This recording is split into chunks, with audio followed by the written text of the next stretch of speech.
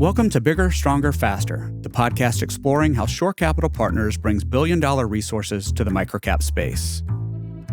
In this episode, we're talking about research and Shore Capital's strategic investment in the research process, not just when considering a new market or a new platform to invest in, but to help our investment teams and our portfolio companies stay up to date and informed throughout the hold period. I'm joined by Caitlin Zager. Welcome, Caitlin, and thanks for joining me today. Thanks for having me. To get started, will you just introduce yourself and tell us about your current role, but also a little bit about your experience before you came to Shore? I'm Caitlin Zager. I joined Shore in January of this year, 2024, and I am leading the research function on the strategy team. What that means is I'll help provide the company-specific research that's required for strategy sessions, as well as providing industry trends and overview information for the broader industries that we're invested in within Shore, so food and beverage, industrial services, business services, and healthcare. Prior to Shore, I spent more than a decade within the pharma and medtech industries. I spent some time at Medtronic conducting primary research as well as using research to create new products. And then I spent time at Johnson & Johnson on the sales and marketing side as well as the operations side there. So it's been nice to see what good research looks like, conducting good research, and then also what bad research looks like. So you can kind of see both sides of that there. Will you say more about that from a researcher's eye? What does make for good research just at the top line, and what makes for bad research? And when you're thinking about using research as a business?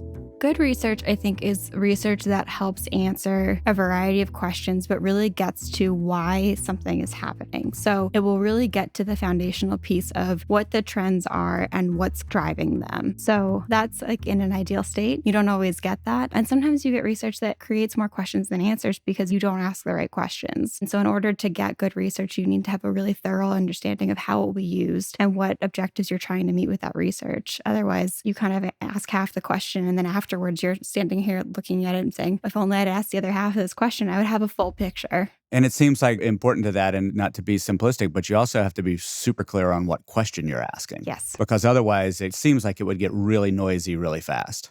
It's so easy to get noisy. It's so easy to conflate two things, causation and correlation. It's so easy to add in a different piece of a two-part question, and then you're not really sure what's somebody answering. I'm sure you see that a lot as an interviewer. Yeah, exactly. You ask two questions and you get an answer to one or both or something in the middle, right? Or neither. Yeah, that's right.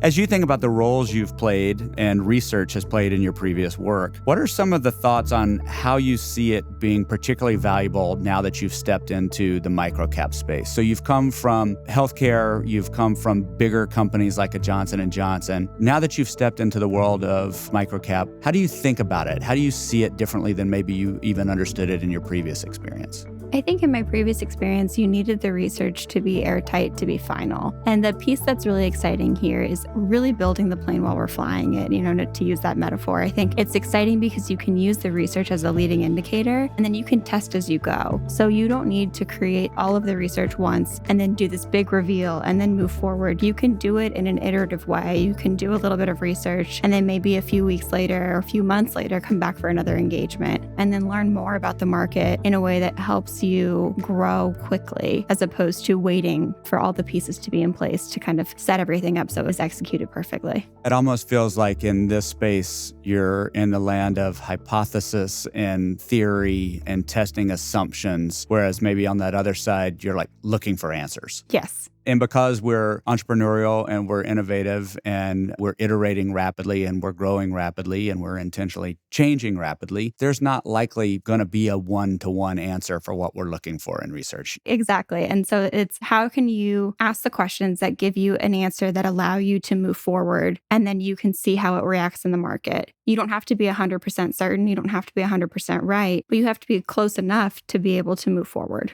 Yeah, that's a really important clarification. When you think about research and you think about that context, will you just sort of step back up to a higher level and talk about the types of research you do and maybe some of the differences in how those different types of research can and probably should be used? I think if we take a step back, there's two types of research in an overarching kind of sphere. You've got primary research and you've got secondary research. And so looking at primary research, that's research that you're conducting directly with the end user, the end customer, the end market. It's research that you're finding out for the first time. And there's two kind of sides of that. There's the qualitative side and the quantitative side. And so the qualitative side is typically in-depth interviews, focus groups, things of that nature. But why you would use qualitative research is if you want to understand why something is happening. So if you are interested in understanding why does a particular provider of medicine refer to a different provider of medicine, or why does, a certain type of manufacturing require a certain type of, packaging, that's a great time to do that qualitative research. And the reason why you would do it in that way is you can kind of separate out what someone says they're doing and then ask those follow-up questions that everyone's always so hungry for. So that's why you would use qualitative. And usually you did that earlier in the process. And then once you've kind of refined your understanding of why, and you want to understand how common is this? What are people doing across the board? What are the frequencies and trends that you can see across different types of people? Then you would use quantitative. And that's a survey. That's, that kind of methodology there where you would then send a survey to 100 different people and ask them a variety of questions and then, tease out the differences by persona type and things like that. So that's on the primary side. And then on the secondary side, the research that we'll do is looking at industry market trends. So looking at, what is going on across the market, what is going across the industry, what is going on across other industries that are maybe affecting those two pieces, benchmarking to understand what does good look like, what does bad look like for both the industry as well as like maybe a customer side of it, and then a competitive analysis to see kind of what the competition is doing there. When you think about the primary and secondary and qualitative and quantitative, I'm just curious what mistakes you've seen people make in thinking through that sort of matrix of not just their research process, but how they've weighted results or interpreted results or misinterpreted results. Just any thoughts on sort of key mistakes you've seen people make in research or in using research? I think the most common mistake is talking to one or two people and assuming that that is what the industry does. And I think that's so easy to do. You'll talk to a trusted person and they'll say, in my experience, I've seen this, and you trust them, you believe them. But it's always good to kind of trust but verify. And that's kind of where research comes in. So that's, I think, the first mistake that I've seen people make. And the second is not using the right type of research for the right question. So if you're looking for a lot to understand, what is the market doing, but you don't yet understand why they're doing what they're doing, you'll never get why from a survey. And so you can try to back into it, but you'll always have that problem where you've maybe not asked the right question, you're asking an incomplete question. And so it's the piece that you've got to make sure you're using the right tool for the right job. Because you can still have the data, but be really guessing on the qualitative interpretation of it, right? The why behind it. Yeah. And if you've got the data, but you don't have the understanding of the pieces that go into the decision-making process, you can make some assumptions there that are maybe not right.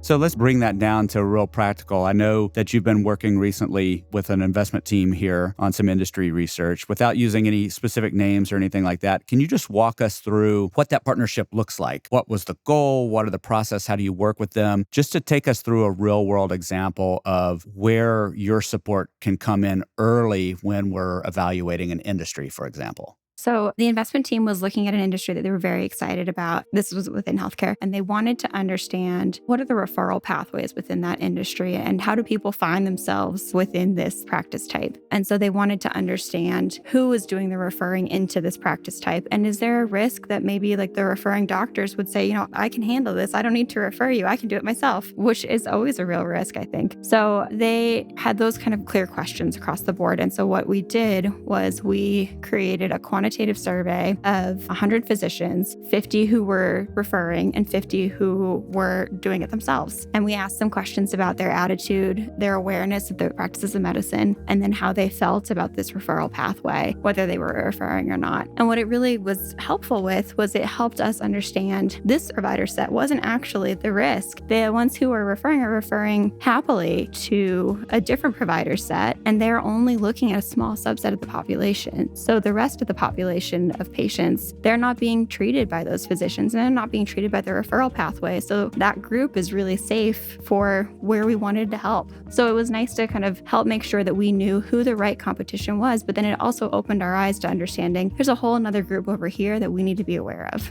I think what's interesting about that, you're asking something really specific about referral patterns to understand what is kind of an emerging industry where there's not a lot of broad swath historical industry trends to be spoken to. So sort of starting from the ground up by just saying, brass tacks, basic, where does the business get generated kind of research seems like an important distinction as well. Like in an emerging market, there's not a lot of market research. Yes. Right? And you can't learn about that market as it's emerging unless you're talking to and with the people in the market. Right? Exactly. Whether they even recognize they're developing the market or not, you are asking about their perceptions, their reactions, their feelings about different things. That is defining the market at that stage. Exactly. And the other piece of it, I think, that is really interesting is if you didn't want to do the primary research in this set, you could do secondary research by looking at guidelines, by looking at kind of published practices. And that's where the team started. And unfortunately, there wasn't anything there. And so the secondary research is always a great place to start, that it helps inform the primary research. You don't want to start with the primary without having any information in the background. So that's on the early end of identifying a market that we're interested in investing in. And so then we go through the process of identifying we like that market. We partner with some businesses, what we call planting, growing, and harvesting stages of the business while they're a part of Shore. Can you talk about how research evolves or can have different meaning along the different eras of a business? Yeah. If you think about it in those three different kind of distinct life phases, if you look at planting, some of the pieces that are really helpful are understanding the market. So understanding, what's your competitive set? What are your ideal geographies? What are your customers doing? What are they thinking? Where are they going? And that is where you can get some great secondary research if the market's already developed, or you can get some great primary research by talking to customers, by talking to people who decided not to be your customers and working together in that capacity, but really helping answer the question of what does that world look like? And that also, I think, then can help inform what are the other companies that need to join that platform? Where are the gaps that you have in what you've got already in the platform? And where do you need to go find someone else who's already doing those things well to plug in to create a better offering for your customers? So like that idea of ancillary supports or economies of scale or what those gaps are for that end customer that will give us a better position early in that life cycle. Exactly. Right? So what about when you're growing? How do you think about contributing or offering research that's insightful and meaningful during the growth process? Well, I think you can't do everything all at once. So a really helpful piece of research for growing is benchmarking. And so how can you see what the right kind of places are to kind of hold up the company and see where you're maybe falling short and where you're excelling so you can help understand where to spend your time. I think the other piece of it is industry trends and making sure that you're still on the right track. So many of these industries change so quickly. And so how can you make sure that the trends that you've discovered for the planting phase are still valid, are still right for the growing phase? And then I think finally, just making sure that you understand how you're meeting the needs of your customers and has that changed as you've gotten bigger? And are there any other spots where maybe you are not meeting the needs of those customers? And I think keeping the customer in mind is really the best way to think about how you want to use research. And what about on that tail end of the process where a company is built, it's starting to really scale and optimize and systematize, and then in our model begins to start thinking about how we exit that company, that harvesting stage? What does it look like to think about research at that stage? I love this stage the most. I think it's really exciting because you really can understand, you've got the full set of customers. You can see kind of from their insights what's going well, what's going poorly, where they're going in the market. So you can see some, again, benchmarking there. But then really looking at what is your value proposition within that overall market and how can you make sure that you're separating this company out to be attractive for the next group and to make sure that they see the value of what you've put together. And so much of that is looking at the competitive set. So much of that is looking at where the industry is going and how you're best positioned. And so it's a really nice way to kind of think about organic growth. And I got to believe that there's an opportunity there in some cases to even have insights to the market and your differentiation to help educate the potential buyer on the other side. They're going to have their set of research undoubtedly, but because you have a customer base you could be talking to and you have patterns of your business and referral patterns and things like that they might not have secondary access to. Yeah. You may have primary research that actually helps you tell your story better than they could otherwise understand, I would imagine.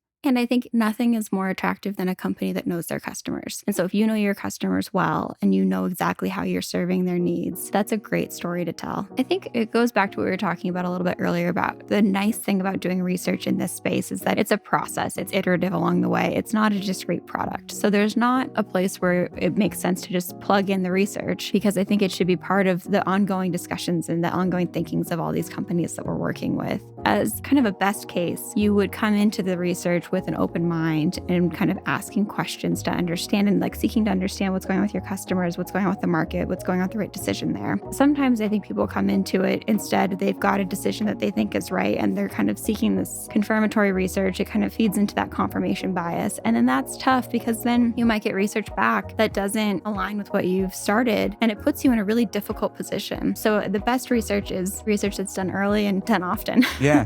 Well, and in that latter case, it's a human bias, right? This idea of confirmation. And the reality is you could deliver great research to me on a great question that I had to ask, but I may not be willing or able to see what the research is actually telling me. Yes. Or it might be too late. You've already gone down the path because you thought the research would say something else and you didn't have time to wait. And so that's a completely common and valid kind of response. But then you're kind of wasting the time and the money to do the research at all. Yeah, and you're almost get into a trap of you're doing the research, not just to confirm, but also to say you did the research. Yeah, to check the box. And that's almost worse too, because then you've wasted a lot of money and time on a decision you were going to make anyway. And so I think it's one of those pieces where if you're going to engage in research, engage when you're still in the questioning phase, because that's when it's going to be the most helpful.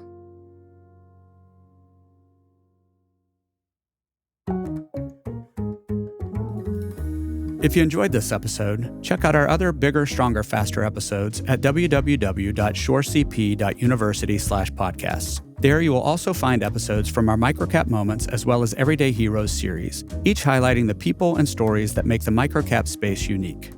This podcast was produced by Shore Capital Partners and recorded in the Andrew Malone Podcast Studio, with story and narration by Anderson Williams, recording by Austin Johnson, recording and editing by Real Audiobooks, sound design, mixing, and mastering by Mark Galloop of Real Audiobooks. Special thanks to Caitlin Zager. This podcast is the property of Shore Capital Partners, LLC. None of the content herein is investment advice, an offer of investment advisory services, nor a recommendation or offer relating to any security. See the Terms of Use page on the Shore Capital website for other important information.